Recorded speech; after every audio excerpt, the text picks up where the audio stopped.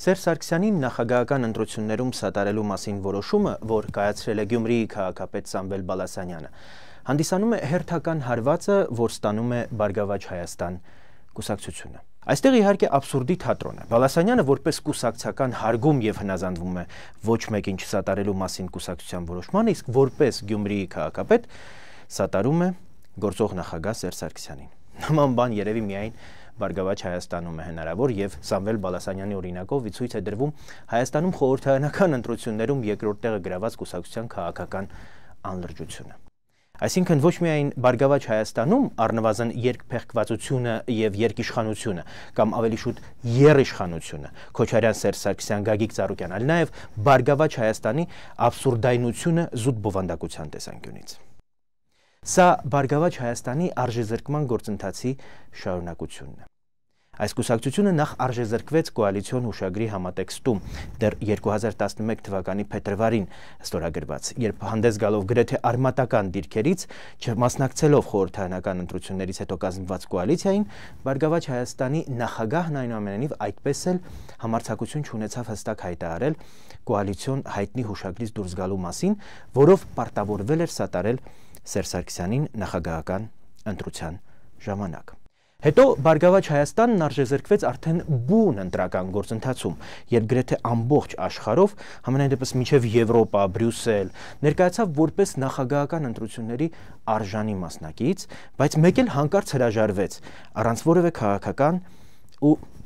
երևի թե նաև տրամաբանական բացատրության։ Հիմա էլ Բարգավաճ Հայաստանն արժեզրկվում է Սամվել Բալասանյանի որոշմամբ, չկարողանալով որևէ կերպ քաղաքական գնահատական տալ որոշմանը եւ ստիպված լինելով մտածել աբսուրդային արդարացումներ։ Եթե փորձենք առավել լայն կոնտեքստով դիտարկել տեղի ունեցողը, ապա կարծես թե գործ ունենք մի իրավիճակի հետ, երբ Սերժ Սարգսյանը Բարգավաճ Հայաստան կուսակցության հանդեպ իր գործողություններով վերանայում է խորհրդարանական ընտրությունների արդյունքները։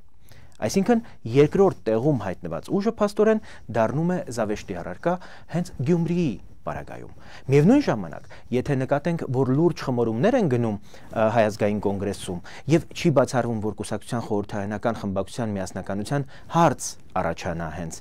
առաջիկայում, կարող ենք արձանագրել, որ փաստացի նաեւ երրորդ տեղում հայտնված ուժն է բավական նկատելի, այսպես ձևափոխությունների, տրանսֆորմացիաների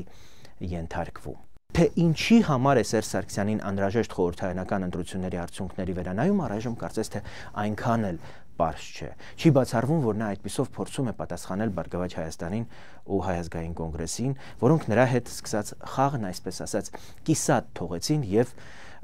օրինականացնելով խորհրդարանական ընտրությունները նախագահական ընտրության պարագայում նույնն անելու քայլից հրաժարվեցին, երևի թե խախտելով Սերժ Սարգսյանի հետ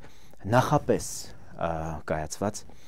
պայմանավորվածությունը։ Սարգսյանը հավանաբար հենց այս տեսանկյունից վերանայում է պայմանավորվածությունների խորհրդարանական մասը։ Համենայն դեպս այսպես ասած բարոյական տեսանկյունից, երբ ստատուս քվոն դե յուրե կմնա նույնը, բայց այլևս բոլորովին այլ աուրայով եւ ընկալվածությամբ, երբ Բարգավաճ Հայաստանին այլևս որևէ մեկը կիսալուրջ անգամ չի ընդունի, իսկ Հայ ազգային կոնգրեսը կմնա միայն դե յուրե, իսկ դե ֆակտո այն կլինի մասնատված խմբակցություն։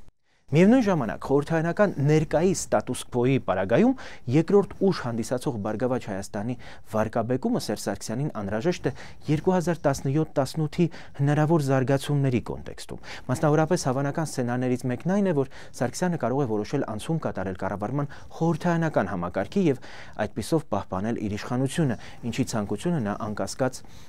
ունի։ Այդ պարագայում Սերժ Սարգսյանը պետք է փորձի հնարավորինս ձեռնածու դարձնել Բարգավաճ Հայաստան կուսակցությունը, այսպես ասած, կամազրկելով այդ կուսակցությանը, զրկելով հանրային հենարանից անգամ մարգինալ ընդրազանգվածի շրջանակներում, որպեսզի Բարգավաճ Հայաստանը չլինի լուրջ մրցակից 2017-ի խորհրդարանական ընտրություններին եւ որևէ ձևով չխանգարի Սերժ Սարգսյանին հերթական անգամ բացարձակ իշխանություն ապահովել հանրապետականի եւ իրեն լոյալ ուժերի համար։ Բարգավաճ Հայաստանը զիջեց 2012-ին, բայց զիջեց միայն մտքում ունենալով 2018-ի հեռանկար, այսինքն Բարգավաճ Հայաստանը ընդամենը որոշեց ուժերը խնայել ու սպասել ավելի վճռական ճակատամարտի համար։ Սերժ Սարգսյանը գիտակցում է դա եւ Բարգավաճ Հայաստանին ուժասպառ անելը, անլրջացնելը հենց այդ վճռորոշ ճակատամարտը իմաստազրկելու տրամաբանության շրջանակում է։ Առավել եւս, որ այդ ճակատամարտին մասնակցելու հայտ ներկայացրել է նաեւ Ռոբերտ Քոչարյանը եւ նրան դիմադրության հնարավոր բոլոր գործիքներից հնարավորինս արագ զրկելը Սերժ Սարգսյանի համար կենսական խնդիր է։ Ձեզ հետ հարցի գիններ։